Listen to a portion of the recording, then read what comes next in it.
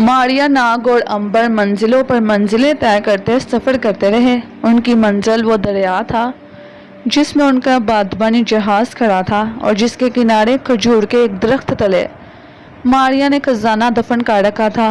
اپنے سفر کے 7ویں روز وہ ایک ایسی جگہ پہنچے جہاں ریتیلے خشک میدانوں کا سلسلہ شروع ہو گیا۔ اب سامنے ہری بڑی کھیتیاں تھیں جن میں کہیں کہیں کسان ہل چلاتے نظر آتے تھے۔ امبر نے کہا کہ معلوم ہوتا ہے اس ٹیلے کے پیچھے کوئی شہر آباد ہے۔ وہ کھیتوں کھیت چلتے ٹیلے کا چکر کاٹ کر دوسری جانب آئے تو کیا دیکھتے ہیں کہ سامنے ایک شہر کی فصیل ہے جس کے اندر مکانوں کی چھتیں اور ممٹیاں نظر آ رہی ہیں۔ تینوں ایک لمبے سفر کی تھکان سے چور تھے اور شہر کی کسی سرائے میں آرام کر کر پھر سے تازہ دم ہونا چاہتے تھے۔ چنانچہ وہ شہر کی فصیل کی طرف بڑھے۔ دروازے پر پہرا لگا تھا۔ انہوں نے اپنے آپ کو مسافر ظاہر کیا اور تھے بھی تو وہ مسافر ہی۔ انہیں شہر میں داخل ہونے کی اجازت مل گئی۔ یہ کافی لمبا چوڑا آباد شہر تھا۔ لوگوں کا لباس صاف ستھرا تھا اور ان کے چہرے سے معلوم ہوتا تھا کہ یہاں کے لوگ خوشحال ہیں۔ مکان پختہ تھے۔ امیر آدمیوں کی حویلیوں کے باہر پہرے دار کھڑے تھے۔ تاجر لوگ گھوڑوں پر سوار گھوم پھر کر شہر کی منڈی سے مال وغیرہ خرید رہے تھے۔ عورتیں چادروں میں لپٹی نظر آ رہی تھیں۔ ایک امیر کی سواری چلی آ رہی تھی۔ حبشی غلاموں نے تخت کندھوں پر اٹھا رکھا تھا۔ تخت کے اوپر چاندی کی کرسی تھی جس پر امیر بیٹھا تھا۔ کنیزیں اور غلام آگے آگے ہاتھ باندھے چل رہے تھے۔ ایک جگہ غلام بڑے بڑے پتھر ریڑوں پر لادے لیے جا رہے تھے۔ سپاہی ان پر چابک برسا رہے تھے۔ غلام درد سے تڑپ کر رہ جاتے تھے مگر زبان سے اف تک نہ کرتے تھے۔ ناگ نے امبر سے کہا، اس شہر کا حاکم کوئی ظالم بادشاہ معلوم ہوتا ہے۔ غلاموں کی زندگی یہاں جانوروں سے بھی بدتر ہے۔ امبر نے کہا، میرے خیال میں ہمیں یہاں کے حاکم کے بارے میں کوئی بات نہیں کرنی چاہیے۔ بس ایک رات گزارنے آئے ہیں، ایک رات گزار کر آگے نکل چلیں گے۔ ماریا ان کے ساتھ گھوڑے پر سوار چل رہی تھی لیکن چونکہ وہ غائب تھی اسی لیے دیکھنے والے کو اس کا گھوڑا خالی دکھائی دیتا تھا۔ وہ بولی، شام سر پر آ گئی ہے، مجھے بھوک لگ رہی ہے، کوئی سرائے تلاش کرو امبر بھائی۔ ایک جگہ انہیں کچھ اونٹ ایک حویلی کے دروازے کے باہر بیٹھے جگالی کرتے ملے۔ قریب ہی سامان کے بوڑے پڑے تھے۔ معلوم ہوا کارواں سرائے ہے۔ یہاں امبر اور ناگ کو ایک کوٹری مل گئی۔ ایک کونے میں ماریا کا بھی بستر لگا دیا گیا۔ انہوں نے غسل کیا، کپڑے بدلے، کھانا کھایا اور امبر اور ماریا ناگ کو کارواں سرائے میں چھوڑ کر خود شہر کی سیر و سیاحت کرنے نکل کھڑا ہوا۔ رات ہو گئی تھی۔ شہر کے مکانوں میں، بازاروں میں اور فصیل کے برجوں میں روشنیاں ہو رہی تھیں اور شہر کے بیچ میں ایک ٹیلے پر شہر کے بادشاہ کا محل تھا جہاں چاروں میناروں پر مشعلوں کے فانوس جگمگا رہے تھے۔ امبر سیر کرتے کرتے ایک گلی میں آ گیا۔ یہ ایک تنگ سی گلی تھی۔ مکانوں کی دیواروں پر جنگلی گلاب کی بیلیں چڑھی تھیں۔ ایک مکان کے قریب سے گزرتے ہوئے اسے کسی عورت کے رونے کی آواز صاف سنائی دی۔ امبر چلتے چلتے اپنے آپ رک گیا۔ یہ کون عورت ہے جو رو رہی ہے؟ اس نے سوچا۔ گھر کا دروازہ بند تھا۔ ایک کھڑکی میں چھوٹی سی درز تھی جس میں ہلکی ہلکی روشنی باہر آ رہی تھی۔ امبر نے اس درز میں سے دیکھا کہ اندر کوٹری میں ایک بوڑھی عورت ٹوٹی ہوئی چارپائی پر سر جھکائے بیٹھی سسکیاں بھر کر رو رہی ہے۔ طاق میں دیا جل رہا ہے۔ امبر کا دل اس بوڑھی عورت کی ہمدردی سے بڑھ گیا۔ اس کے دل میں خیال آیا کہ معلوم کرنا چاہیے کہ اس عورت کو کیا دکھ ہے۔ امبر نے دروازے پر دستک دی۔ عورت نے دروازہ کھول کر پوچھا، کون ہے؟ امبر نے جھک کر سلام کیا اور کہا، ماں جی، میں اس شہر میں پردیسی ہوں۔ اس گلی میں سے گزر رہا تھا کہ آپ کے رونے کی آواز آئی۔ قدم وہی رک گئے۔ کیا میں جان سکتا ہوں کہ آپ کس کے غم میں رو رہی ہیں؟ شاید میں آپ کی کچھ مدد کر سکوں۔ بوڑھی عورت اس کو کوٹری میں لے گئی اور سسکیاں بھرتے ہوئے بولی، بیٹا خدا تمہاری حفاظت کرے، لیکن تم میرے غم کو دور نہیں کر سکتے۔ میرا دل جس صدمے سے پاش پاش ہوا جا رہا ہے وہ مجھ بوڑھی ماں کو اکیلے ہی اٹھانا پڑے گا۔ اب اگر دیوتا بھی چاہے تو میری مدد نہیں کر سکتا۔ अंबर ने कहा, माँ जी नाउम्मीद ना हो, आप मुझे बताएं तो सही कि आप पर क्या मुसीबत आन पड़ी है, शायद मैं आपकी कुछ मदद कर सकूं। बूढ़ी औरत ने मैले दुपट्टे से अपने आंसू पोंछकर कहा, बेटा अगर तुम मजबूर करते हो तो सुन लो, मेरा एक ही जवान बेटा था जो मेरे बुढ़ापे का सहारा था। इस शहर के जालिम हाकिम की सवारी में एक बार बाजार में से गुजर रही थी, मेरे बेटे ने अपना सर उसके आगे ना झुकाया।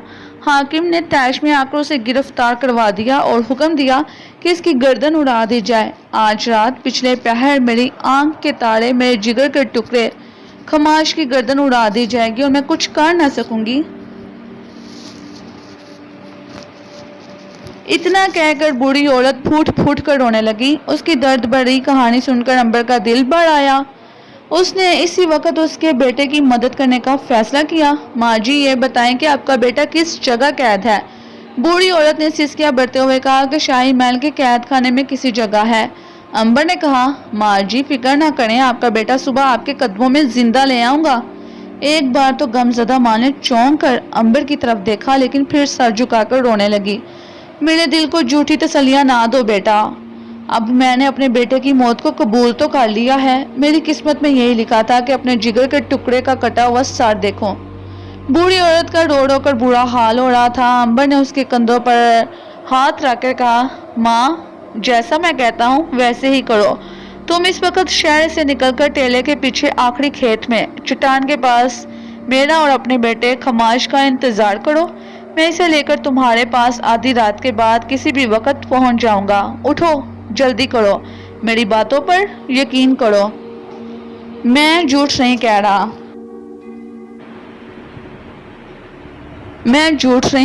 मैं खुदा के हुक्म से तुम्हारे बच्चे को मौत के मुंह से निकाल कर तुम्हारे पास ले आऊंगा। फिर तुम रातों रात इस इलाके से दूर निकल जाना। अंबर जो कुछ कह रहा था बूढ़ी औरत को इस पर यकीन तो नहीं आ रहा था, फिर भी इस पर अंबर की बातों का असर हो गया और वो उठ खड़ी हुई। अंबर ने उसे अपना घोड़ा दिया। बूढ़ी घोड़े पर सवार होकर रात के अंधेरे में शहर के दरवाजे की जानिब चल दी। अंबर वहां से सीधा कारवां सराय में आ गया। नाग और मारिया को बूढ़ी औरत की दुख भरी कहानी सुनाकर कहा कि मैं इस औरत की मदद करने शाही महल जा रहा हूँ, आधी रात के बाद लौटूंगा। नाग ने कहा, तुम अकेले वहां जाकर क्या करोगे? ऐसा करते हैं तुम यहाँ बैठो, मैं और मारिया जाकर इस मजलूम को बचाने की कोशिश करते हैं, क्योंकि मारिया तो गायब है और मैं शाम का रूह बदल लूंगा, फिर हमें कौन देख सकेगा और हम बड़ी आसानी से इस नौजवान को छुड़ा लाएंगे। ये बात अंबर की समझ में आ गई। उसने मारिया और नाग को शाही महल की तरफ भिजवाते हुए कहा, खमाश को शहर से बाहर टेले के अकबी खेत में चट्टान के पास इसकी बूढ़ी माँ के हवाले कर आना और इन्हें ताकीद करना कि वो जितनी जल्दी हो सके वहां से फरार हो जाएं। फिक्र ना करो, ऐसा ही होगा। तुम कारवां सराय में हमारा इंतजार करना। नाग और मारिया इतना कहकर कारवां सराय से निकलकर शाही महल की तरफ रवाना हो गए। दोनों घोड़ों पर सवार ना हुए बल्कि अपने घोड़े कारवां सराय में छोड़ गए। घोड़े उनके लिए परेशानी का बाइस बन सकते थे। शहर के हाकिम का महल वहां से थोड़ी दूर था और अब रात खासी बीत चुकी थी। सारे शहर में हू का आलम था। गलियां बाजार अंधेरे में डूबे थे। कहीं कहीं चौराहों में लैंप जल रहे थे और चौकीदार लठ उठाए जागते रहो की आवाजें लगाते फिर रहे थे। मारिया गायब थी, वो किसी को दिखाई नहीं दे रही थी। नाग एक इंसान की शक्ल में उसके साथ साथ चल रहा था।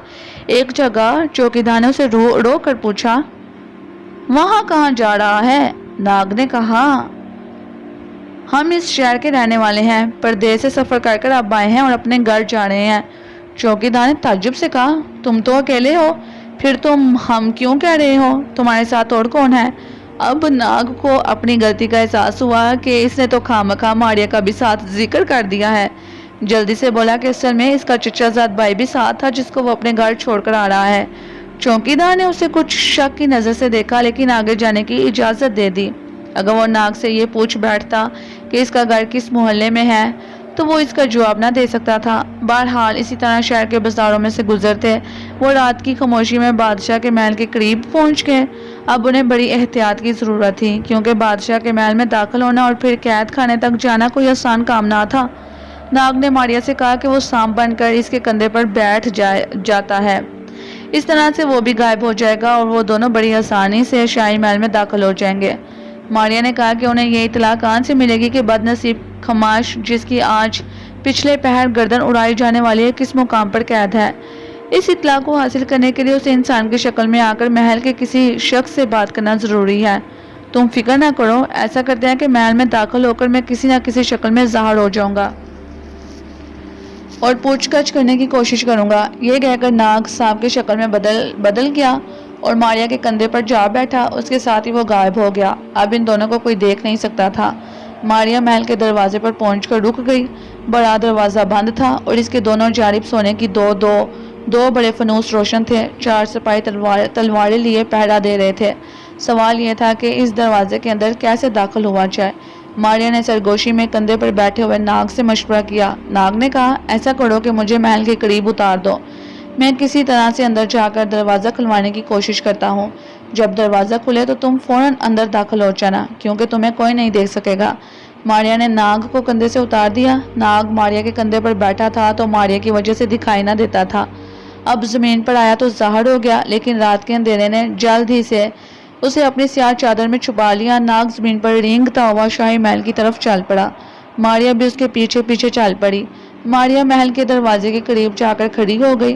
سانپ ایک جگہ اندھیرا دیکھ کر دیوار پر چڑھ گیا اور رینگتا ہوا محل کی دوسری جانب آ گیا۔ یہاں محل میں کہیں کہیں روشنیاں ہو رہی تھیں۔ چاقو چوبند پہرے دار گشت کر رہے تھے۔ سانپ دیوار کے ساتھ لگ کر رینگتا ہوا دروازے کی پشت پر آ گیا۔ یہاں ایک ڈیوڑی تھی جس میں سپاہی پہرا دے رہے تھے۔ اب سانپ نے چلاکی سے کام لیا۔ دروازے کے بالکل قریب جا کر اس نے اپنی شکل بدل لی اور ایک نہایت حسین عورت کی صورت میں ظاہر ہو کر زور زور سے چیخنا شروع کر دیا۔ پکڑو پکڑو، دروازہ کھولو، دروازہ کھولو۔ ساتھ ہی اس نے زور زور سے دروازے پر ہاتھ مارنے شروع کر دیے۔ پہرے داروں نے ایک خوبصورت عورت کو چیختے چلاتے دیکھا تو اس کی طرف لپکے۔ ناگ عورت کی شکل میں چلائے جا رہا تھا۔ سپاہیوں نے اسے پکڑ لیا اور ڈیوڑی میں لے آئے۔ اس کی چیخو پکار کا یہ اثر ہوا کہ دروازے کی دوسری جانب سپاہیوں نے گھبرا کر اندر کون چیخو پکار کر رہا ہے دروازے کی چھوٹی کھڑکی کھول دی کہ اندر جا کر دیکھے معاملہ کیا ہے۔ ماریا تو باہر اسی انتظار میں کھڑی تھی۔ جو ہی کھڑکی کھلی ماریا جٹ سے محل کے اندر ہو گئی۔ اندر آ کر کیا دیکھتی ہے کہ ایک حسین و جمیل عورت سپاہیوں کی قید میں ہے۔ ماریا تو باہر اسی انتظار میں کھڑی تھی۔ جو ہی کھڑکی کھلی ماریا جٹ سے محل کے اندر داخل ہو گئی۔ اندر آ کر کیا دیکھتی ہے کہ ایک حسین و جمیل عورت سپاہیوں کی قید میں ہے اور سپاہی اسے پوچھ رہے ہیں کہ وہ کون ہے اور محل میں کیسے آ گئی اور کیوں شور مچا رہی تھی۔ ماریا نے پہلے تو ناگ کو بالکل نہ پہچانا، پھر جب اس نے اس عورت کی آنکھوں کو دیکھا تو سمجھ گئی یہ تو ناگ ہے جو عورت کے روپ میں ہے۔ وہ اس کے قریب آ کر سرگوشی میں بولی، ناگ جلدی کرو، وقت کم ہے۔ اس کی سرگوشی کی آواز ایک سپاہی نے سن لی۔ اس نے چونک کر ناگ کی طرف دیکھا اور بولا، یہ تم کس سے باتیں کر رہے ہو عورت؟ ناگ نے کہا، ابھی بتاتا ہوں، مجھے پیاس لگی ہے، ذرا پانی پلا دو۔ سپاہی پانی لینے گیا۔ دوسرا سپاہی دیوار کے ساتھ لگ کر کھڑا ہو گیا۔ ناگ ایک دم سے اٹھ کر محل کو جانے والی روش پر بھاگا۔ سپاہی شور مچاتے اس کو پکڑنے لپکے۔ جاڑیوں میں جا کر ناگ عورت کا روپ بدل کر پھر سے سانپ بن کر ماریا کے کندھے پر بیٹھ گیا۔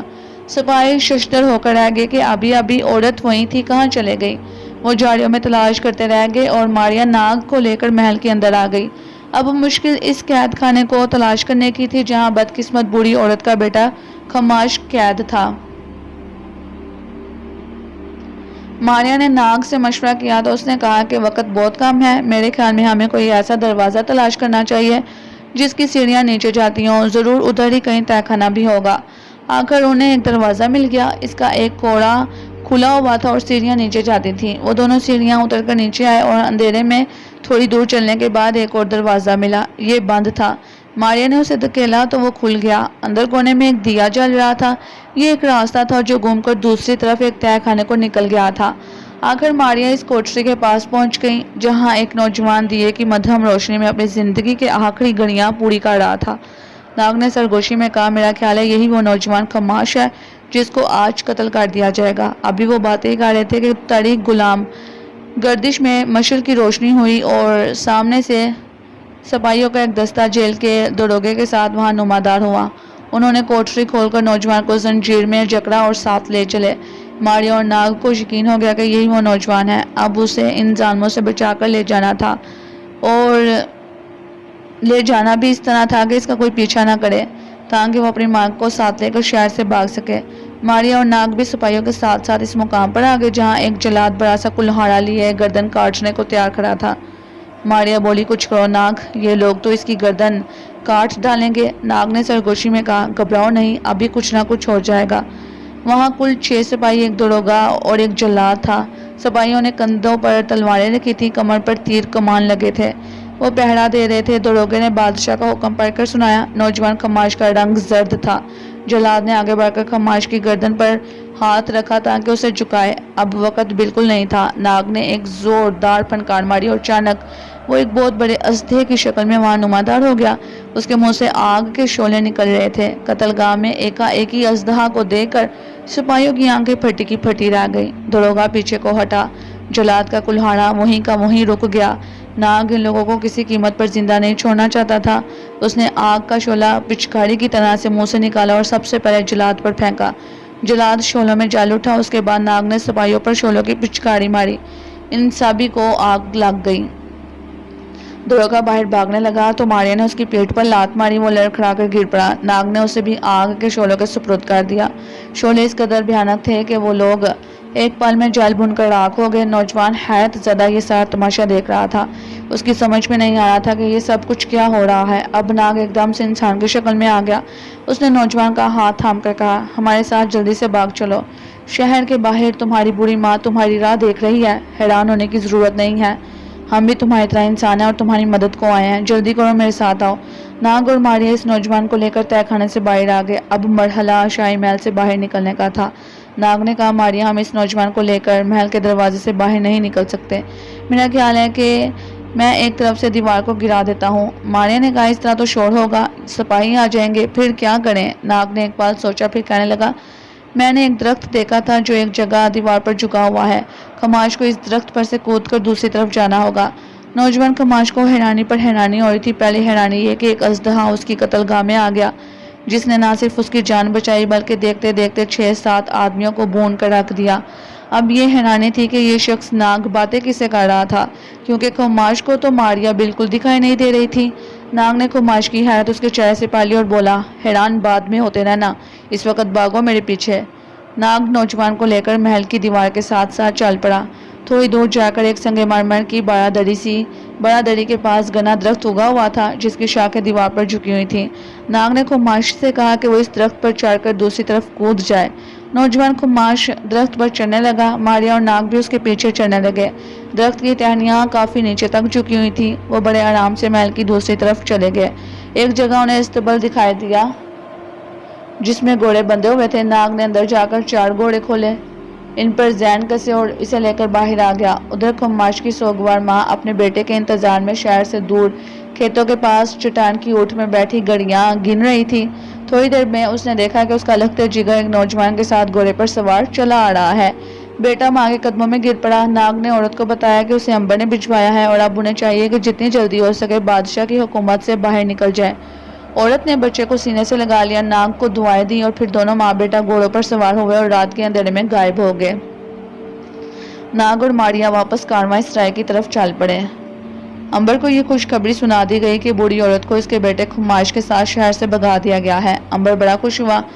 دوسرا دن انہوں نے سرائے میں سو کر گزار دیا۔ شام کو انہوں نے نئے گھوڑے خریدے، ان پر راستے کے لیے خوراک وغیرہ کا ذخیرہ رکھا اور اس شہر سے روانہ ہو گئے۔ ان کے سامنے ایک جنگل تھا جو درختوں سے بھرا ہوا تھا۔ ناگ جنگل کے راستوں سے واقف تھا، چنانچہ آدھی رات تک وہ جنگل میں چلتے رہے، پھر ایک جگہ لیٹ کر سو گئے۔ صبح اٹھے، پھر سفر جاری کر دیا۔ غرض کے اس طرح سے سفر کرتے کرتے وہ ایک روز اس دریا کے پاس پہنچ گئے جس میں ان کا جہاز لنگر انداز تھا۔ وہ دریا کے کنارے کنارے اوپر کی سمت چلنے لگے۔ شام تک چلتے گئے لیکن ان کے جہاز کی صورت نظر نہیں آئی تھی۔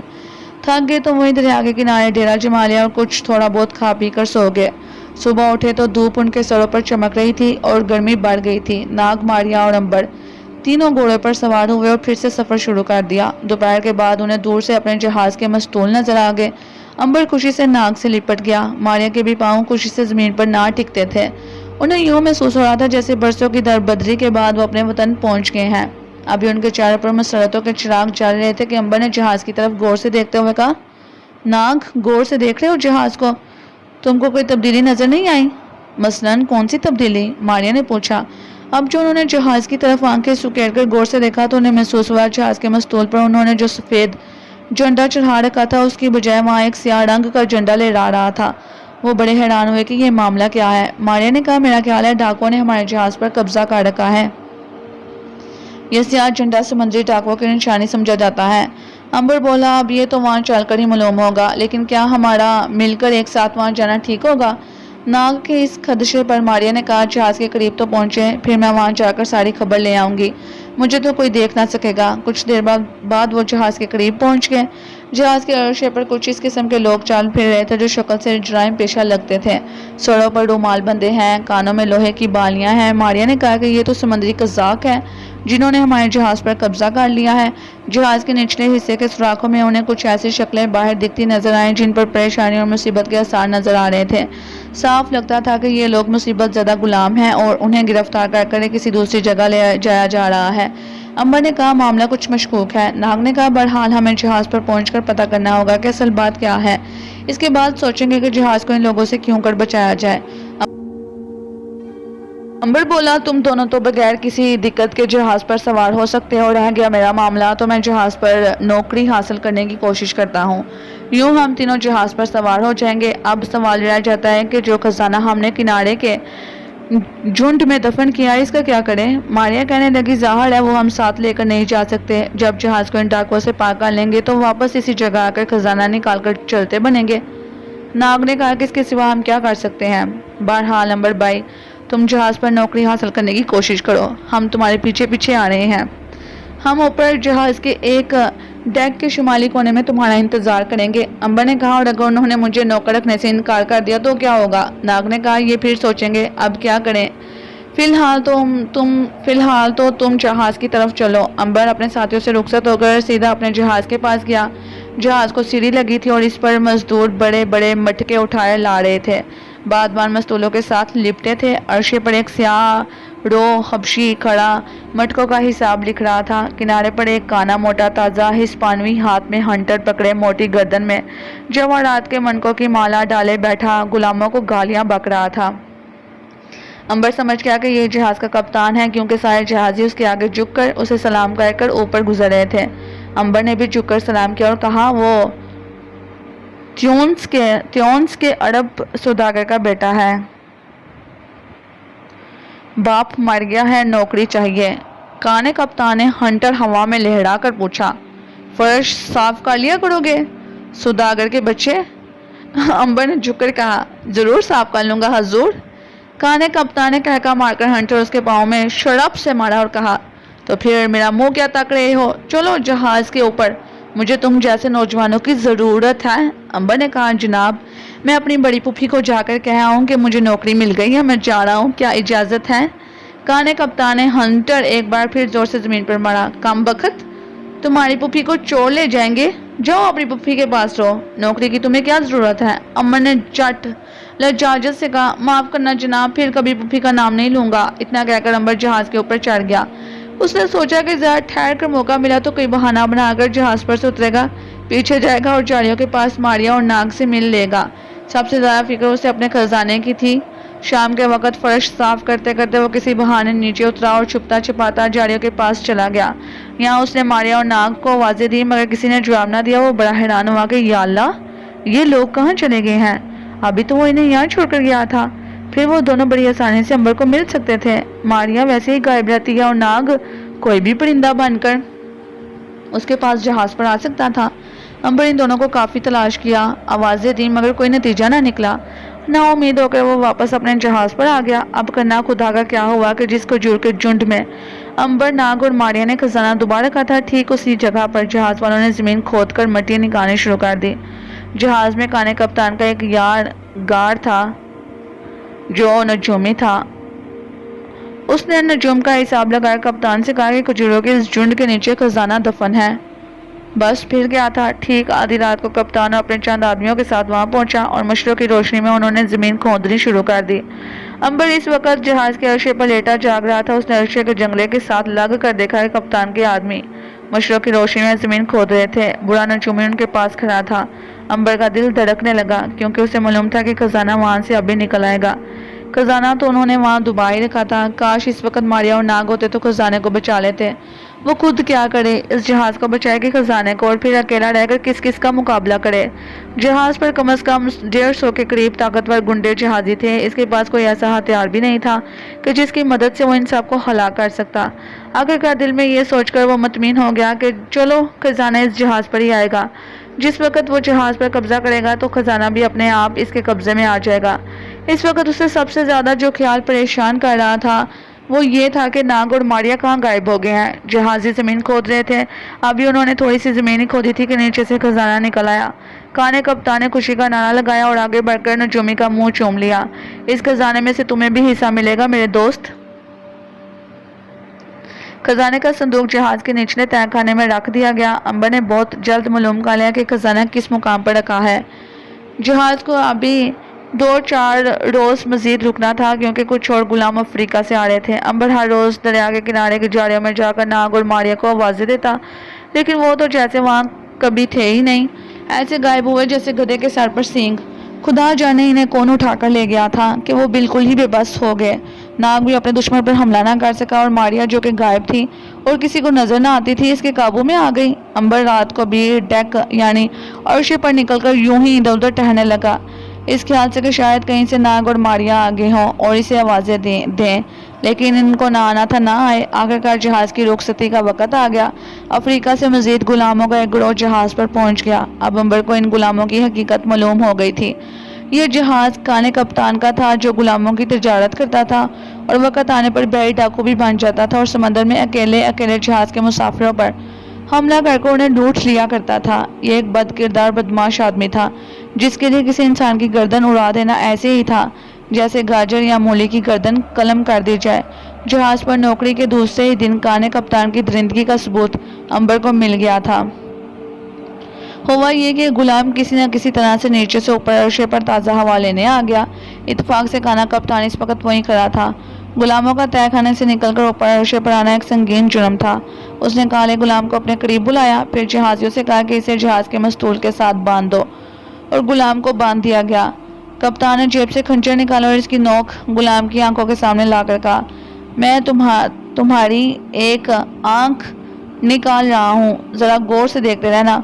गुलाम को मालूम था कि उसकी मौत आ गई है। उसने शिद्दत खौफ से आंखें बंद कर ली। कप्तान ने जल्दी से खंजर की नोक गुलाम की आंख में घोंपती और एक फलक शगाफ चीख बुलंद हुई और गुलाम की एक आंख निकलकर फर्श पर गिर पड़ी। काने कप्तान ने जोर से कहका लगाया और जहाजियों से कहा, अब इसके लिए इतनी सजाई काफ़ी है, ले जाओ इसे नीचे। बेहोश गुलाम को जहाजी उठाकर नीचे ले गए। अंबर खून के घूंट पीकर रह गया, लेकिन उसने इसी वक्त दिल में फैसला कर लिया कि वक्त आने पर वो काने कप्तान से ऐसा ही बदला लेगा। 4 रोज के बाद जहाज का लंगर उठा दिया गया, बादबान खुल गया और जहाज ने दरिया में सीधे रुख समंदर की तरफ सफर शुरू कर दिया। अंबर को इस जहाज के एक एक कमरे और एक एक तहखाने का इल्म था, क्योंकि ये तो इसका अपना जहाज था। इसने नाग और मारिया के साथ मिलकर इस जहाज पर कई समंदरों का सफर किया था। 2 रोज जहाज दरिया में चलता रहा। तीसरे रोज दरिया के साथ ही समंदर में दाखिल हो गया। ये नीला समंदर था। अंबर को इस समंदर के मुतालिक पूरी मालूमात थी। वो दिन भर जहाज के अर्शे पर काम करता रहा और रात को वहीं पड़कर सो रहा था। उसने मालूम कर लिया था कि यह जहाज करताजिया जा रहा है, वहाँ जहाँ पर एक दौलतमंद यहूदी ताजर के हाथ में ये सारे गुलाम औने पौने बेच दिए जाएंगे। उस अंग्रेज यहूदी ताजर इन गुलामों से जानवरों की तरह अपने खेतों में काम लेगा। दिन में एक बार इन्हें रूखी सूखी खाने को देगा और दिन भर बैलों की तरह से काम पर लगाए रखेगा। अंबर ने दिल में इस बात का भी फैसला कर लिया कि वो जहाज पर कब्जा करते ही इन गुलामों को भी आज़ाद कर देगा। जहाज को नीले पानियों वाले खुले समंदर में सफ़र करते 4 रोज हो गए थे। मारिया और नाग का कहीं नामो निशान तक ना था और अब तो वो समंदर में चलकर मिल भी नहीं सकते थे। अकेले अंबर के लिए 150 हटे कटे जहाज़ों का मुकाबला करके जहाज पर कब्जा करना कुछ टेढ़ी खीर थी। इसमें कोई शक नहीं था कि अंबर पर मौत हराम हो चुकी थी, यानी इसे सिवाय खुदा की ज़ात के दुनिया का कोई इंसान नहीं मार सकता था। लेकिन वो अकेला 150 आदमियों के खिलाफ कब तक तलवार या नेज़ा चला सकता था? और फिर जहाज में उसके पास ऐसा असला भी नहीं था कि वो छुपकर बैठ जाए और जहाज़ों पर तीर चलाता जाए, और जहाज़ी भी एक कतार में तो उसके सामने आने से रहे। बस इन्हीं ख्यालात में गुम अंबर रात को जहाज के अर्शे पर लेटा आसमान पर चमकते सितारों को देखता रहा। जहाज को अभी पूरा 1 महीना समुद्र में सफ़र करना था। अचानक उसे ख्याल आया कि वो सलाम्बो की रोज से मदद मांगे, लेकिन सलाम्बो तो खुद अपने अमाल का कफारा अदा करने के लिए किसी दूर दराज सितारे पर जा चुकी थी। फिर क्या करे? क्या सलाम्बो की ताबिया रूह को बुलाए? एक बार सलाम्बो की ताबिया रूह ने आकर उसकी मुश्किल में मदद की थी, मगर साथ ही साथ उसने कह दिया था कि उसे बार बार तंग ना किया जाए। आखिर अंबर ने सलाम्बो की ताबिया रूह को बुलाने का फैसला कर लिया। एक रात जबकि बारिश हो रही थी और आसमान पर बादल छाए हुए थे, सारे जहाजी जहाज के निचले डेक पर आराम कर रहे थे। ऊपर वाला अरशा बिल्कुल खाली था। अंबर ने सलाम्बो की ताबिया रूह को बुलाने की कोशिश शुरू कर दी। थोड़ी देर बाद एक हल्का सा धमाका हुआ और सलाम्बो की ताबिया रूह सामने आ गई। तुमने फिर मुझे परेशान किया है। मैंने तुम्हें मना किया था ना कि मुझे हरगिज हरगिज ना बुलाया जाए, लेकिन तुम बाज नहीं आए। अंबर ने बड़े अदब से कहा, ए नेक दिल रूह, मैं अपनी इस गुस्ताखी की तुमसे माफ़ी मांगता हूँ, लेकिन मैं बड़ी मुश्किल में फंस गया हूँ। मेरे खजाने और जहाज पर इन डाकुओं ने कब्जा कर लिया है। मैं अकेला इनके आगे बेबस हूँ, मेरी मदद। रूह ने बात काट कर कहा, साफ साफ बताओ क्या चाहते हो? अंबर ने कहा कि मैं चाहता हूँ मैं इस जहाज और अपने खजाने पर फिर से कब्जा कर लूँ। ताबिया रूह ने कहा, सुनो, जब मैं यहाँ से जाऊँगी तो जिस जगह मैं खड़ी हूँ इस जगह तुम्हें एक सफ़ेद शितरमुर्गा का अंडा मिलेगा। तुम इस अंडे को लेकर रख लेना और फिर जब तुम्हें ज़रूरत हो इसे लोगों के दरमियान फेंक देना। जो कोई जहाँ होगा वही बेहोश हो जाएगा। इतना कहकर रूह गायब हो गई। अंबर ने देखा कि जहाँ वो खड़ी थी वहाँ जहाज के अर्शे पर एक सफ़ेद रंग का अंडा पड़ा था। अंबर ने उसे उठाकर जेब में रखा और नीचे आ गया। अब वो इस इंतज़ार में रहने लगा कि कब सारे जहाजी ऊपर डेक पर एक साथ जमा हों। ये बात मुश्किल थी। आखिर अंबर के दिमाग में एक तरकीब आई। उसे चुपके से एक जहाजी के पास जाकर कहा, कप्तान इन सबको ऊपर डेक पर बुला रहा है। जहाजी ऊपर आना शुरू हो गए। काना कप्तान इस वक्त अपने कैबिन में सो रहा था। जब अंबर ने देखा कि तकरीबन सारे जहाजी अर्शे पर जमा हो गए हैं तो इसने जेब से अंडा निकालकर उनके दरमियान फेंक दिया। अंडे में से धुआं निकला, जिसकी वजह से सभी जहाजी गश खाकर गिर पड़े। अंबर ने एक एक जहाजी को उठाकर समंदर में फेंकना शुरू कर दिया। वो आखिरी जहाजी को समंदर में फेंक रहा था। काने कप्तान के एक वफादार जहाजी ने उसे देख लिया। ये शख्स ऊपर आने से बच गया था। उसने भागकर कप्तान को जगाया और इस भयानक हादसे की खबर दी। काना कप्तान गुस्से से फनकारता हुआ ऊपर आया। इस वक्त अंबर आखिरी जहाजी को समंदर में फेंककर हाथ जा रहा था। काने कप्तान ने तलवार निकाली और गरज कर कहा, ओ बदबख्त, तूने मेरे सारे जहाजियों को हलाक कर दिया। मैं तुझे जिंदा ना छोड़ूंगा।